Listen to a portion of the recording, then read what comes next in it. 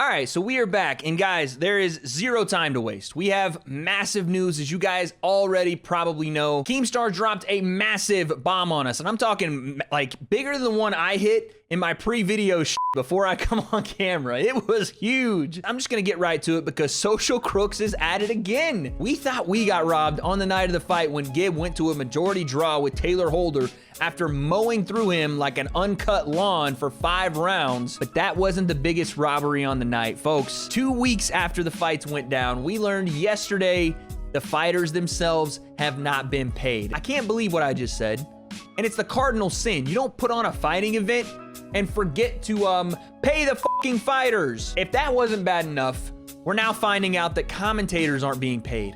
Artists aren't being paid. Performers, no one's being paid. Social Crooks is pulling out umbrellas on a sunny day because it is getting shady. We're gonna find out what happened. Let's go. All right, so let's break down exactly what we're looking for here. There's kind of 3 major alarms that should be ringing in your head right now, and that is, I knew one thing about this just from my little talks with people at Social Gloves, that Austin McBroom had something to do with Social Gloves. I didn't know what his involvement was. I didn't know if he was a partner with them or if they had brought him on to be a part of this event and also help with the promotion. But it turns out, guys, that Austin McBroom is the CEO of Social Crooks. Austin is the actual CEO of the company that put on a show he was the main event in, and he had 2 of his brothers on the same card. No one's gotten paid yet, but he's not taking any blame. But let's talk about the red flags for this actual event. All right, so one of the first things we found out yesterday, rumor has it, Social Gloves only sold 136,000 or around that number pay-per-view buys on the event in total. Now, that number is abysmal. Rumor is they expected close to 500,000 pay-per-view buys for this event, and they barely made 1/5 of that back. That's red flag and alarm number 1. They didn't make near the revenue they thought they would on this event.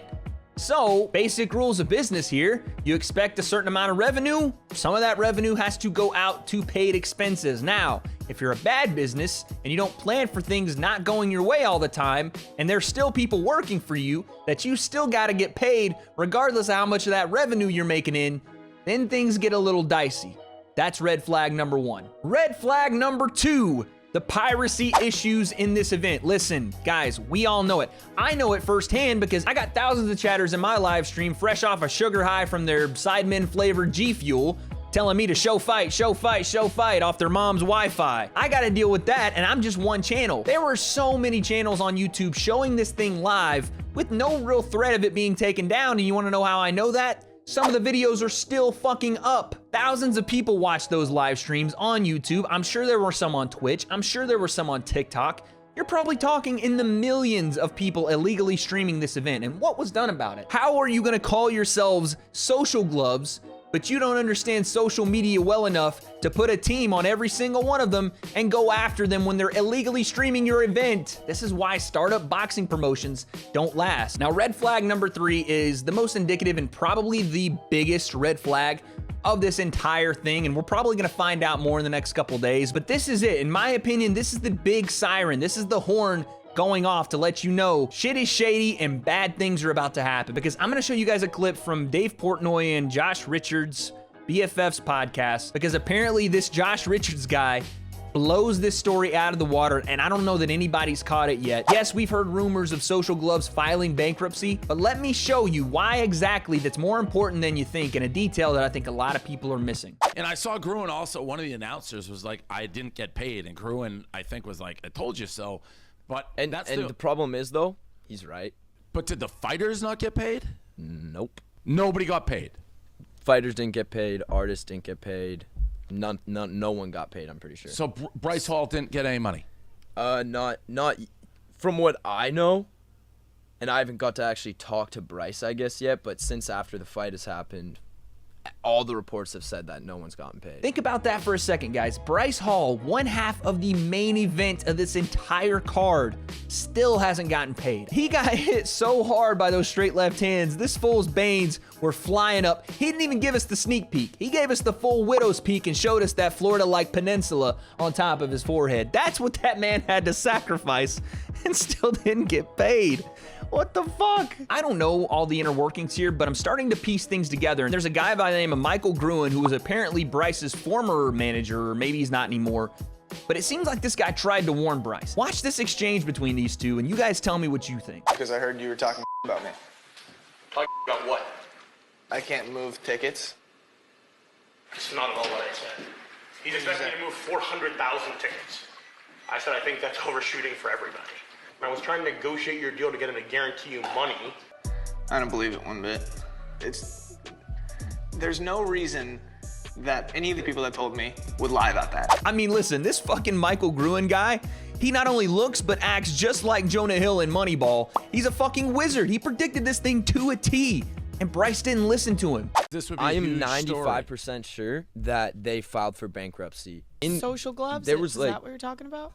yeah, it might be social. I just know that there was wording in contract. Like, they could pull bankruptcy and then guys don't need to get paid. If you guys didn't hear that, Josh just basically said there was wording in contracts that if Social Gloves files bankruptcy, these guys aren't getting paid. No one has to get paid. If Fighters 1 agreed to that and didn't have their teams look it over, fuck, man, that is some of the worst due diligence of any manager, and all these guys should fire them immediately. The bottom line is this: there's a lot of stuff that's out right now. You hear Austin saying he's gonna sue Live by Live and the pay-per-view numbers are fudged. This isn't the real numbers. You're seeing top talent managers warn their talent that this was not gonna do the numbers they said, and that they wanted guaranteed contracts that apparently they didn't get. You're hearing people saying Social Gloves is going under, and Austin, the CEO, he's gonna have to recoup some of those funds somehow, and that means maybe pulling back some of that revenue that he was gonna give out to fighters and then pointing the gun at Live by Live and saying, hey, you guys aren't paying. Meanwhile, he's stashing money in the bag before he heads back to the hills. It's all very, very weird between Social Gloves' lack of communication on the weight limits, on the actual judging parameters, on actual money in, money out, and Live by Live executives expecting a ridiculous number that they were never gonna hit. And when it didn't come in, now the fingers are being pointed. That's when things are fishy, because when they're not on the same page, it's a trickle-down effect, and the ones caught in the crosshairs are the fighters, the artists, the commentators, and everybody that never got paid. I have no idea what's gonna happen next with this thing, but Social Gloves and Live by Live, they've got a fucking real problem on their hands. And whether it's them fudging their own pay-per-view numbers because Austin is claiming that Live by Live's underselling these numbers, or they flat out just failed to hit a target, don't want to pay fighters because, again, they're a shitty business run by shitty people and didn't plan for the fact that they wouldn't be as successful as they thought. Therefore, the bottom line guys, which unfortunately are the fighters, aren't getting paid. It's scumbaggery from the top down. It includes Austin if he's involved. It includes Social Gloves if they're involved. It includes Live by Live swindling these fighters into shitty contracts. The whole thing is messed up. So we're gonna have to see what happens with this thing. Is Social Gloves, Austin McBroom, Live by Live, whoever's involved, whoever's responsible, are they gonna do the right thing here? I gotta be honest, guys. I think it's only gonna get worse from here. This lack of communication is not by accident. It's on purpose. Something's not being told here, and the weasels are trying to run for the hills with all this cash. But I don't have the full answers. What do you guys think? Let me know down below. Will the true culprit be identified? Is it Austin? Is it Live by Live? Will these fighters get paid? I don't know, but I guess we'll find out.